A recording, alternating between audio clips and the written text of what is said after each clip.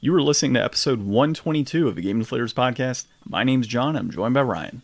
Hey everybody, this week we're talking about a console you should pick up, games you should play on it, and all this for under $150 in this week's Starter Kit Showdown!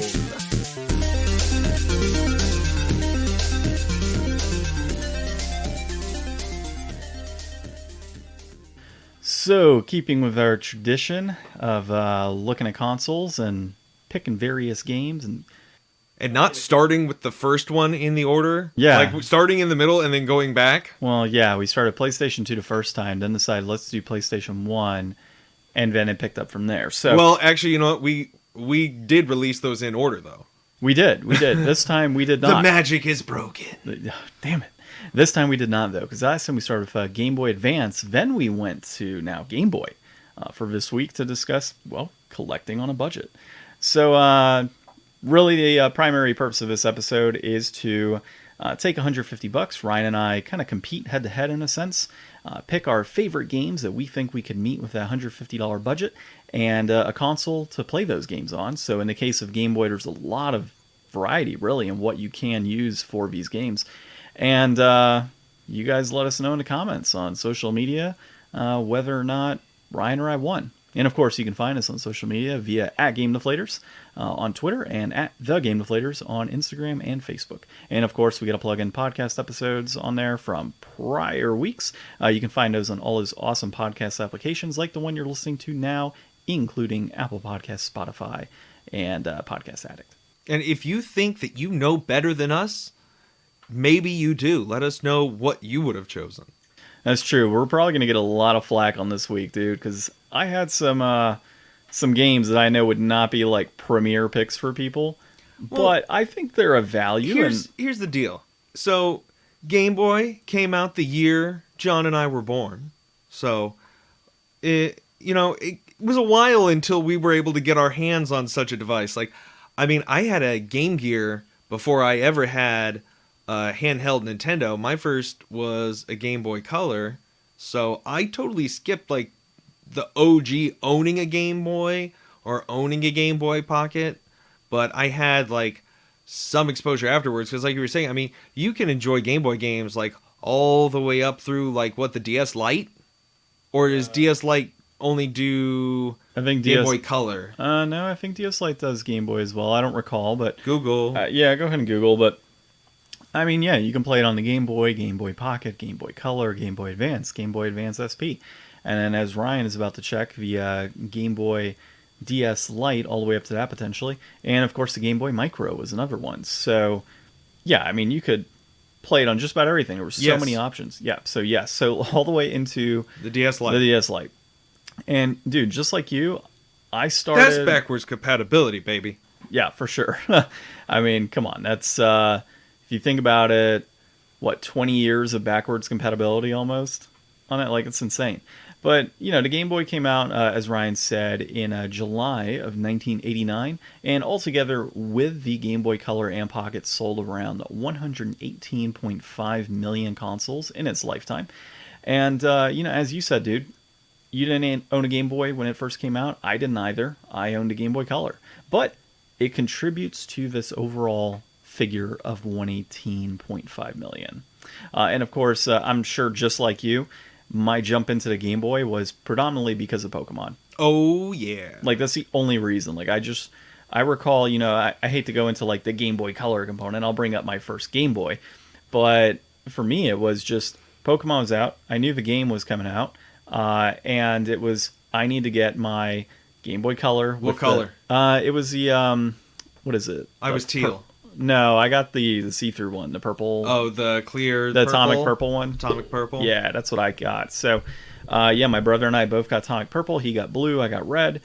And then, of course, we started our trend of getting the same games, with doubles over the years. So he got yellow and I got yellow because, it's Pokemon. You can't play on the same exact save file. It doesn't work like that. No. Kudos to Nintendo, making money off of us.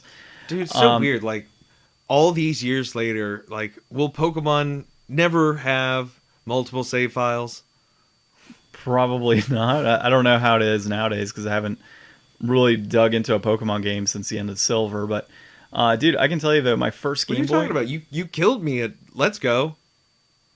Well, yeah, that's true. Well, that's basically like red and yellow and stuff, dude. It's like basically the same thing. Eh, It's basically Pokemon Yellow, but modern day. yeah. So, like, story-wise and, like, save file-wise and all that. There was no story in the first Pokemon game, okay? Yeah, there was. No, there wasn't. Yes, there was. You had to go become a Pokemon master. And, Yellow, and actually, battle the Yellow Elite did Four. have, like, Team Rocket and stuff in it, didn't it? Yeah, I want to say Yellow. Well, I think they all did. Pokemon No, but, Red. like, actual, like, Jesse and James, like, they weren't in, like, the Red and Blue. I don't know, man. That would But require I'm pretty me to... sure they were in Yellow. Some Pokemon fanatics can be listening to this and, like, breaking their computer over us and, like, smashing their keyboard because we're not answering this Dude, right. if any Pokemon fanatics are still listening to this after what I said last week, thank you. Shoot, Thank probably you. after... You're awesome, and you know what? I'm not that big of a hater. I just, you know what? Some people out there, I think I was listening to Skill Up. I think Skill Up was with me, and he's like, not sure about it either. Yeah. We'll see. Well, here's the thing, dude. For me, first Game Boy. I don't know if you've ever owned like an original Game Boy, but Nope. my first Game Boy that I picked up was actually broken in a sense, where it had like black lines going through it. And luckily I had just bought a soldering iron not too long before that. So learned the whole trick of hit it with the soldering iron on that Has ribbon. anybody ever had the sentence, luckily I just bought a soldering iron the week before? Yeah, that's true. Well, I mean, dude, I was getting into like soldering different pieces onto, like I was doing batteries basically, right? Like Game Boy batteries. Yeah. Or Game Boy game batteries for like Pokemon and whatnot. And yeah, it just got to a point where I'm like, all right, you know, I saw this Game Boy that I picked up. It had the black lines running through it. And the trick is always just kind of run across a ribbon with your soldering iron until it, you know, basically the screen is okay again. And that was my first one. And I took that first one and I actually took it apart and then painted it silver and blue. So I kind of did a whole little custom, you know, mix to it, threw on a bunch of different color buttons and everything else. And it looks pretty badass and still works, of course. And then I picked up another Game Boy not too long ago. Just, you know, to have an OG Game Boy with the original colors and such. So, good stuff. But, like, it's one of those things that nowadays, what is it, like 6 batteries or something like that? Or 4 batteries? No, it's 4 batteries. Like, why would I ever want to throw down... I'm pretty sure it's just 2. No, the Game Boy Pocket is like 2 AAAs, and I know the Game Boy Color is 2 regular batteries, or AA's, but I'm pretty sure it's 4 batteries on the Game Boy.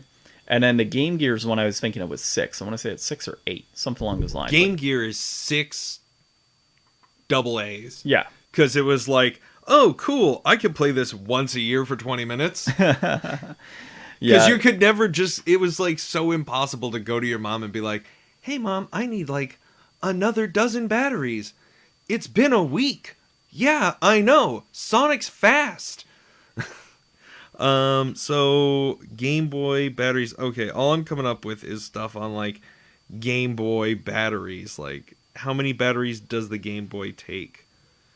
I need to figure out. You know, that's what I need to figure out for the podcast. It's just how to do like. Well, it's a trivia voice right there. ask. That's the trivia. How many batteries does a Game Boy take? And I want to say, Ryan, it is 4. I don't have the Game Boy. So, because I'm actively packing to move into a new house, or not actively packing, but I've put a lot of stuff It away. uses 2 AA batteries, which The gave it original Game approximately Boy? 20 hours No way. with the light off and 12 with it on. What? The Game Boy? What? They had a light Game Boy, didn't they? Are you sure it's 2 batteries? Dude, that's what the first one says, but the first one's also talking about a light, and I'm pretty sure they did have a Game Boy that had like a light built into it for a short while. Yeah, like I kind Okay, of want to old like. brick uses 4 AA There we go. batteries. Thank Okay. you. Thank you. So I got this week's trivia correct. I knew I wasn't crazy, dude. All right. Well, let's get into, instead of just talking about batteries, let's get into some of our favorite games that we actually played over the years, or most memorable ones. Here at the Game Deflators Podcast, where we like to talk about batteries. Batteries. I'm just thinking about what's his face from The Simpsons. Good old whatever his name is. Like, he's always got like a new job. Is it Herb? I think is his name. Like, he's always got like a new job. Like, Oh, the he's- guy that's always down on his luck and gets Yeah. fired and Yeah, stuff? right, like- Oh, yeah. I've got batteries for you to buy. All right. So I think it's Old Gil, right? Old Gil, yeah. Old Gil's got batteries for you. Or something like that. I don't know. Yeah, that'd be about right. Okay, so most memorable games for me. First one being Pokemon Red on the Game Boy. Dude, Pokemon Red. Really, you got yours Pokemon Red too? Yeah, I had Red. Although I wanted Blue. Blastoise was my dude. Well, I'm talking the standout titles, not into our overall choices. No. Okay. Yeah. No, for sure. Standout title. First game ever, Pokemon Red. Yeah. Like, gotta respect the Charizard. Yeah, for sure. Like, I don't know why my brother ever wanted Blastoise, or maybe he did want Charizard because I was older, so I ended up getting Charizard. See, I always pick Squirtle as my starter, but love the red version because it's got like Scyther in it instead of Pinsir. Like, it's the superior version. Oh, there's gonna be a lot of people that get on you about that one. Scyther's way better than Pinsir. Well, and like Pokemon Red always sticks out to me. And Hitmonchan instead of Hitmonlee, That's right? true. Yeah, that was the better option there. I mean, here's the thing: Pokemon Red always stands out to me because of the Kabuto instead of Omastar. Yeah, I mean, yeah, 100%. I think is Electabuzz in that one too? No, I think it's Magmar in red version. Okay, I think. I don't remember. But I should look this shit up. Either way, the one thing that always stands out is the hack that you can do at the very end for Missingo, or missing number, and the whole thing of how it would like brick your system. So that was always fun. But being able to get like unlimited rare candies and duplicate Pokemon and all that other crazy stuff. Wow, that's a much bigger list than I thought it was. Oh, of like Pokemon that are in one game versus the other. Red, Sandshrew, Bellsprout, Meowth, Vulpix. Oh, actually, that version had Pinsir and Magmar. Scyther was in blue version. Blue version had Ekans, Oddish, Vileplume, Mankey, Growlithe, Scyther, Electabuzz. Okay. Well, I mean, my brother and I had link cables, so for us it wasn't too bad. We would just do trades, you know, to get the to pure 151. And then Yellow's got everything. Yeah, I want to say Yellow had everything. But either way, and then you could of course trade everything from Red and Blue over to Yellow regardless, so that wasn't too big a deal. But I mean, at the end of the day, man, like that's the one thing that always stuck out to me. Like that is the one Game Boy game that will always stick out to me. The others I've got here listed for myself are Yoshi's Cookie, which if you've never played Yoshi's Cookie, it's actually quite a lot of fun. It's a nice little puzzle game on the Game Boy. And then Mario Land. I mean, you gotta have Mario Land on the list. I mean, if you don't, then you're insane on like games that you remember playing.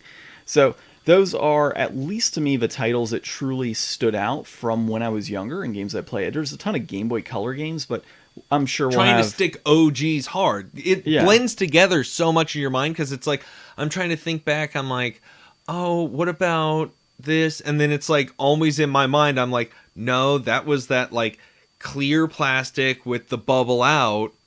Or like even... You know, now you think about it, Gex is another one that stands out. And I was initially going to add it to my list, but I was like, oh, no, it's Game Boy Color. And but now that I think about it, it was just a black case. It didn't have the bubbles. So that was an OG Game Boy game as well. And that's but one like, that we played. Isn't... well, I think that... Isn't there a Link to the Past Yeah. port that's like a black cartridge? It's I think it's Link's Awakening is on there. And they made... But that's for color, because that has like the color dungeon in it. I'm pretty sure That's Link's like- Awakening is on OG Game Boy, but the thing is There's a color dungeon in Link's Awakening for if you played on a Game Boy Color. yeah, that's the thing. Like Gex, for example, was color for me. God, man, like you're saying, these all And then, blend in. Oracle of Ages and Oracle of Seasons, those are color as well. Actually, so Gex was Game Boy Color. It was. It's hard to think about. Like, I had so many more Game Boy Color than OG Game Boy games, because it's like, for me, I always have to try to think of like what was like a gray cartridge, and it's like red and blue weren't gray cartridge, but I mean those were like red and blue, like they were those on purpose, you know. And then, so for me, I didn't really play too much Mario Land 1. I played some of it. I played way more Mario Land 2, the 6 Golden Coins one. That one I played a ton of. My aunt had the Game Boy Pocket, the purple one. Yeah. And she had that, and I played a ton of that. And then I also played, I think I had a friend that had Metroid 2 Samus Returns, and I played a bunch of that too. Those are like the two OG Game Boy games that I definitely had the most time playing. And I mean, there's just something about the old school Game Boy that it's like we've gone so far beyond what that was now. Like, I mean, the same thing with console gaming, but just like the power of what you have in your hand and the capability. Like, the Game Boy was like such an improvement over, like, at the time what was just toys, which was like, you know, like the Game & Watch, just little LCD, you know, on, off, like in certain pattern things. Like, those were barely kind of the starting point, and then the Game Boy comes along and it just like was so crazy and marketed so well, and it blew up so much that it like reached overseas and started all of this like craziness over here with like Pokemon, and blew up into, now the Switch is going to be probably one of the biggest selling consoles like of all time, and it's grabbing like a whole generation of new people with like what's been going on with like the pandemic, and it all started basically here. Well, and so here's a funny thing that I'm like just now, like this just chalks up a lot of memories when we do this type of podcast episode. So I remember I didn't own a Game Boy because I did Game Boy Color, but I do remember that time period in between when I was just a few years old where I was playing the Tiger handheld. Mm-hmm. And so like I just vividly remember playing Mortal Kombat, Sonic, and Lion King were like the handhelds that I owned. And God, man, it's just insane when you think about like what was I just remember really the video poker. Yeah, like what My was the parents thing had back like a then. video poker one. Yeah, it's insane when you think about like what was the gaming back then. Mm-hmm. I mean, that's for us. Like I can't imagine like, you know, 10 years older than us what they were doing. But let's get into one more thing first. Oh, okay. I want to look towards the future of the Game Boy, and I want us to bring back the Game Boy.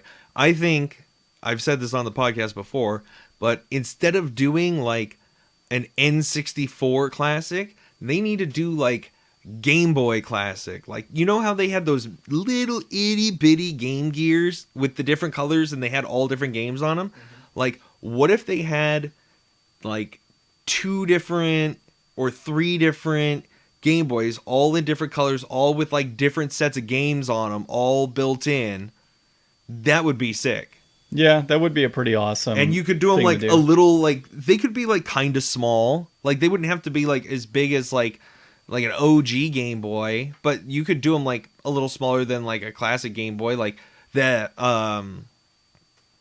You know, Game Boy Advance Micro is like awesome, and that's really tiny. I think if you called it Game Boy Classic and put it into the Game Boy Pocket size, but it wasn't the same shape and look as a Game Boy Pocket. I mean, you have the classic gray Game Boy Pocket, of course, but if you had like an original looking Game Boy and you called that the Game Boy Classic and just gave it, you know, the green screen, like that'd be cool, or put color for the most part. I mean, I think that'd be pretty cool too. But yeah, dude, I can see them doing something like that, and that honestly might even be cheaper than doing like a classic. Because in N64, everybody's gonna want like, all right, how are we gonna play 4-player Mario Kart on this? How are we gonna play 4-player Smash on it? And then you've got 4, like, and now everybody wants 4 N64 controllers again to plug into this little console that's like not even gonna be big enough to take 4 like USB ports. Well, it'll take 4 USB ports, but yeah, I guess that's true. But at the same time, like Nintendo would make hand over fist money on like having to sell 4 controllers per console. Like, dude, they love letting people play with N64 controllers still too. Yeah, for sure. All right, now moving on. All right, now moving on. We'll get started with you. So, because we always let me go first so that I can just tell John that I'm better than him. Well, I got to close it out with the winning combination of games. Actually, I think I went last time. Okay, well that works. So you go first this time. All right. So, folks, we looked all over the place, and actually, if you look at price charting for consoles, they're on there, but it's not really super reflective of what you're actually going to pay. So it's better to go just kind of look on eBay. Price charting is good for getting an idea of what you're going to pay, but you know, it's just showing what people have already paid. So we settled on $35 for the console.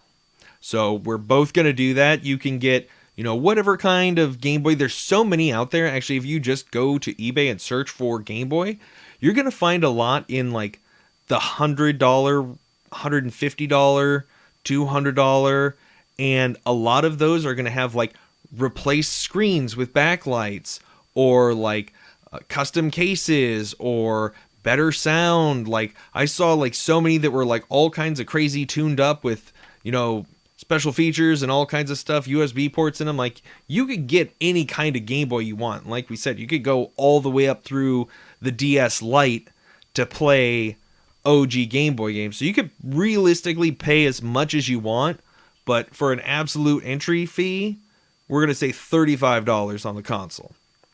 So I have 7 games, and you can't You play... might want to say what console we went with those. So we both went with Game Boy Pockets. Yeah, we're ours. saying about like a red Game Boy Pocket probably. I mean, the color could vary, but, you know, I like red. John likes red. Yeah, worked out. All right, go on. So, you can't play the Game Boy without the pack-in game Tetris, baby.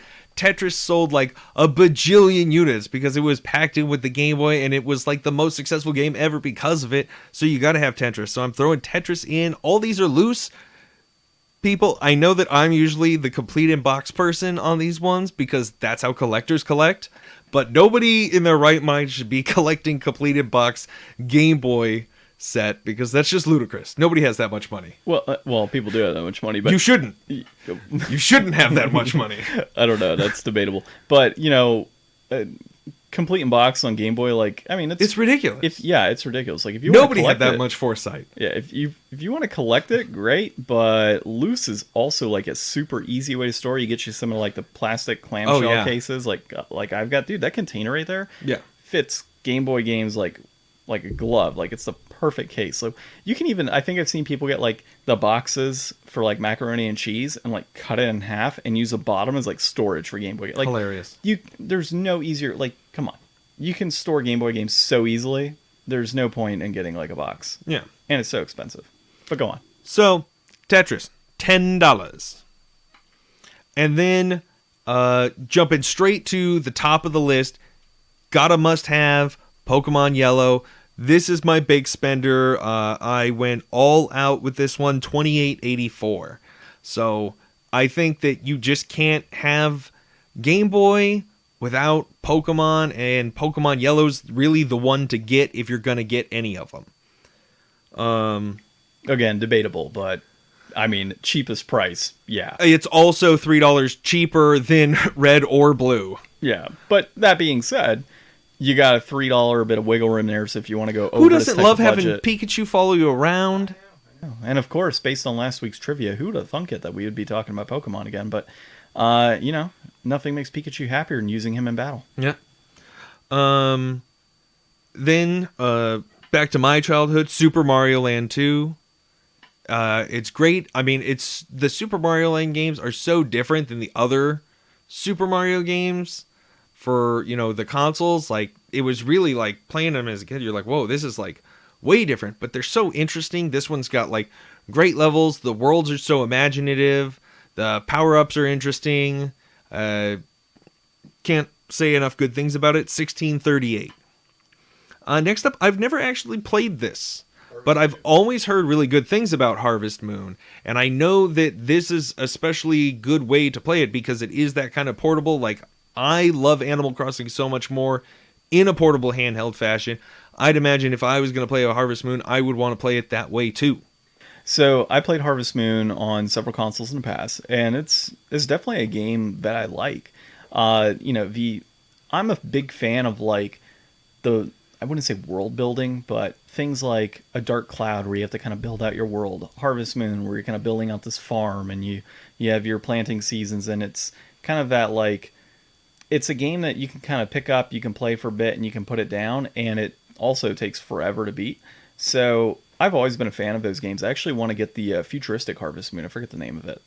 There's a futuristic version that's on the PSP and I want to say the PlayStation 2 as well as the GameCube. I mean, you're harvesting moons already. Like, what's more futuristic than that? Yeah, harvesting moons. Yeah, it has nothing to do with a moon during the harvest period. Come on, man. So, speaking of Harvest Moon, 1892. That's kind of a big ticket item for something that I've never played, but I'm going to go out on a limb there. And also, I always like to try to build some diversity into my list, get you a little bit of all kinds of different stuff. Well, and I've always kind of seen the Game Boy and Game Boy Color and all that as like budget consoles, right? So there's a lot of games that come out on your standard, like Bonk's, or not Bonk's Adventure. I think it's on here too. Bonk's Adventure was on here for, I think it was like 21. Yeah, like Bubble Bobble. $30, or no, right? 16, I think. Yeah, Bubble Bobble was on there too. Yeah, it's like $30 or $400 on the Nintendo. So I mean, like, it's not going to be the exact same experience, right? But at the same time, Harvest Moon, like, paying that on, I think it's the Super Nintendo or like the N64 or anything like that, it's insane, dude. Like, I don't even think it's worth the price at that point.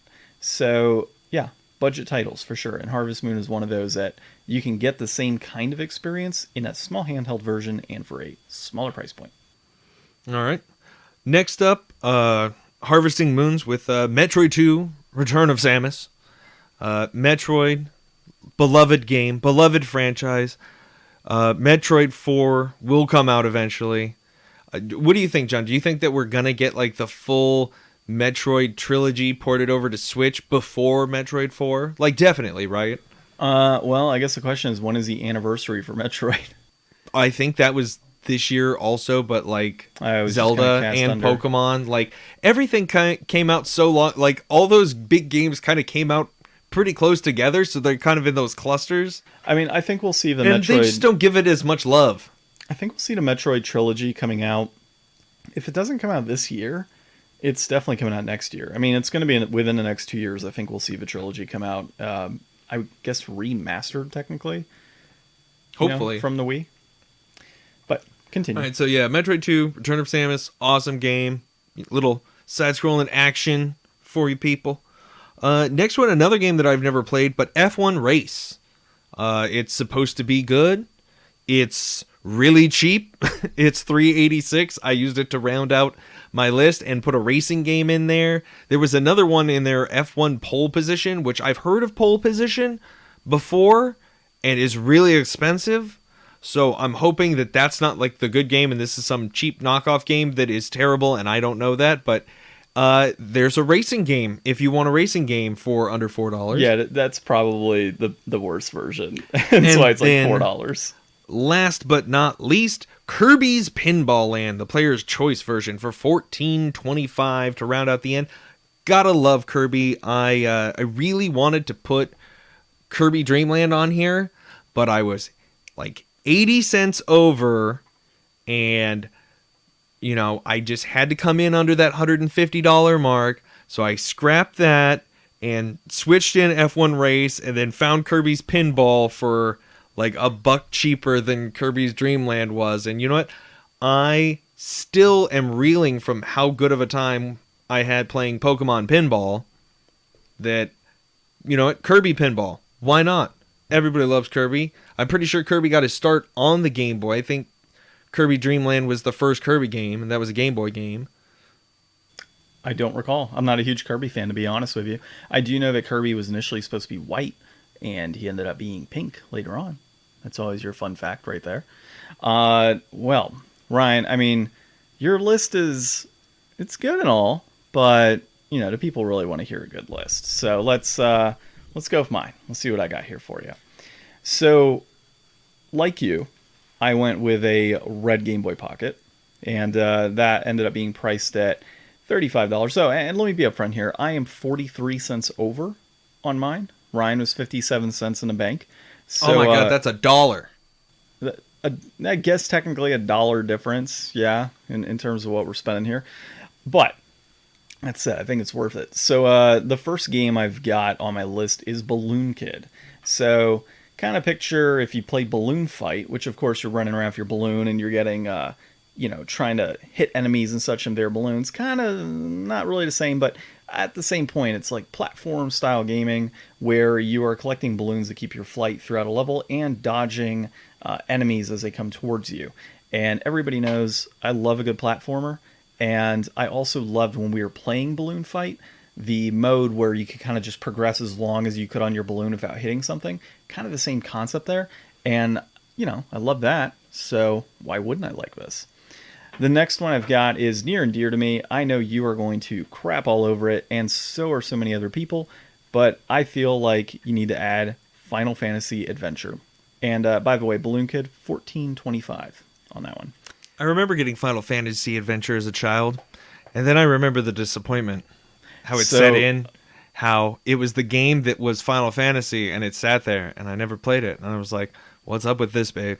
This is like not a real fantasy, and it's not even a real adventure. What's going on? I enjoyed it, and it was quite the adventure. It's actually pretty short compared to a lot of Final Fantasy games. Obvious reasons being that it's nerfed. Game Boy. They nerfed it for the West. It's pretty cool though. Like honestly, I think the music in that game and the controls and such are actually a lot of fun, and it did have a pretty extensive world for what it was.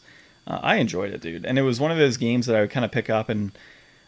We used to do a lot of fishing, for example, so it was a game that I would pick up when we were on our trip to go fishing, because where we would go was about an hour and a half from my house, so there'd be a good hour and a half of Game Boy time, and that's the game I would play. Next one, that's 3161 on that, so that is actually my most expensive game.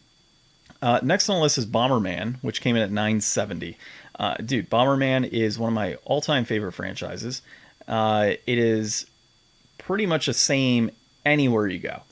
Like, it doesn't matter if you're playing it on the Switch, on the PS4, the NES, the Super Nintendo, wherever it may be, the overall concept is relatively the same. The only area where it's kind of different is going to be on that N64, where you have the various Bomberman games on that. But I would have to say that, at $970 with Bomberman, you cannot go wrong. It's a game that you'll enjoy playing, and at the same time, it's Bomberman. Next, Donkey Kong Land. I would say that this is probably my least favorite of the Donkey Kong franchise, because I am a huge fan of the Country series. Donkey Kong Land is, I would say, a budget version of, Country. Like, a lot of those games, like, they kind of had the same overall starting out levels and whatnot, and the same feel and what you're doing, but it's on a Game Boy. It's not the same as what you would get on like the Super Nintendo or even like, nowadays on the Wii U and Switch. But it does still have that same feeling to it, right? It still has that platform feel. It still feels like a fluid game. It still has great music going for it. It still has good controls. And, at, what do I have here? $9.99, I think. You can't go wrong with that. And of course you got Donkey Kong Land 1, 2, and 3 that you can go for. Next is Killer Instinct. So this, again, budget version of overall the better game on the Super Nintendo. But, I mean, the game's only $8.02, right? That's what it's averaging out right now. And Killer Instinct as a whole is a great game. This, in particular, doesn't control as well, I feel. I think it's always better to have... I can imagine. It's always better to have, like, the larger control, of course. But you still get that, again, that same feeling. It's a fighting game. I always had fun playing it. I actually picked up my first copy of it when I was in college, and then I played it again today just to kind of get a little fun with Jago and, the skeleton guy. I always forget, Spinal. I don't think I've ever played a fighting game on a Game Boy before. Really? I don't think so. There's some good ones. There's a Game Boy Color I saw one. Mortal Kombat was on Game Boy. Yeah, there's a good one on Game Boy Color, too. It's, I think it's X-Men... Is it Mutant Apocalypse or Mutant Academy? I don't remember the name of it offhand, but I do have it. And that's a very good game, too, where you can play as Magneto and other various X-Men. Yeah, or not, well, I guess he's a former X-Men, technically. I don't know. I'm not a big X-Men fan. But I do like that game. He was an X-Men last time I was reading. Okay, well, he's fallen out with everybody. All right, and then like you, dude, my next game on here was Pokemon Yellow. That one was, of course, at $28.84. Pokemon Yellow, same reason you chose it, obviously, over like a red or blue. Main reason being is a price point. So if you have the ability to spend the extra $3 or want to nix something else off of this list, I would personally go with like a Pokemon Red or Blue, but you also can't go wrong with Yellow. The whole concept of Pikachu following you and still being able to pick up the various Pokemon and whatnot and go through really the same experience as you would get through Red and Blue, minus the missing go, unless that was still remaining in Yellow. I don't believe it remained, that hack at the end.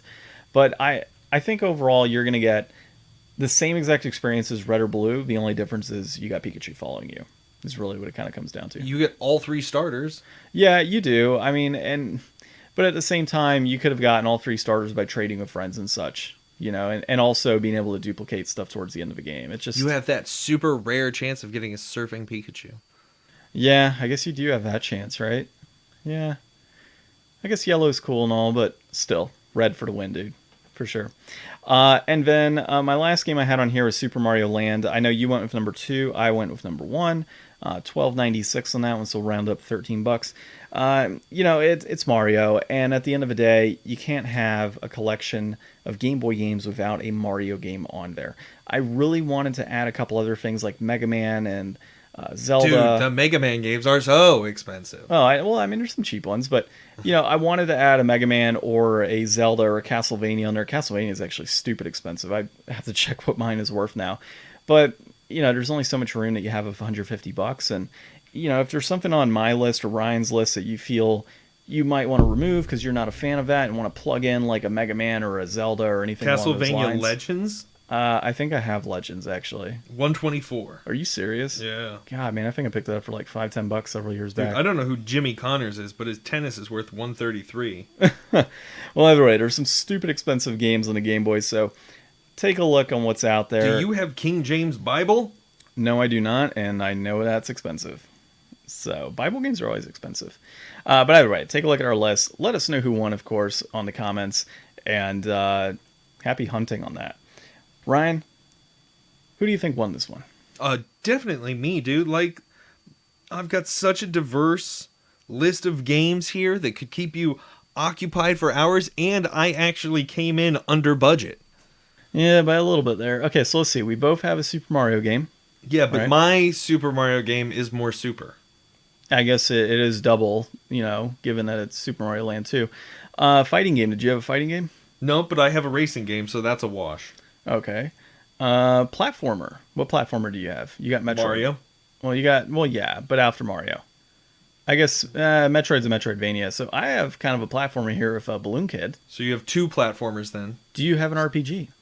Yeah. Pokemon.